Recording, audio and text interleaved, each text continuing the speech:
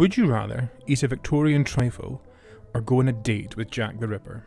Well, you might be better off with Jack. You see, Victorians were obsessed with the colour green, and desserts were not immune to the verdant craze. Housewives and cooks were flocking to the chemist to purchase the hottest green colourant around, Shales green, the main component of which happened to be arsenic. Hosts were accidentally dosing their Christmas guests with a final course of poison before sending them off into the night to suffer with side effects that would be reported as cholera. But not even the threat of an untimely and painful death could keep Brits away from the layered delight. Trifle would continue to reign supreme as a Yule pudding well into the 20th century.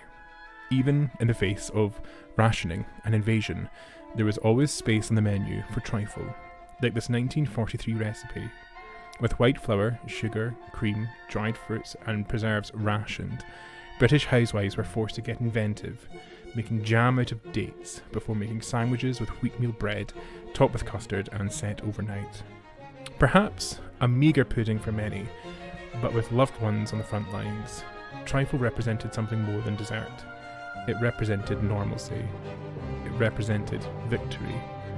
Even when life and death hangs in the balance, the Brits will still be serving trifle for Christmas.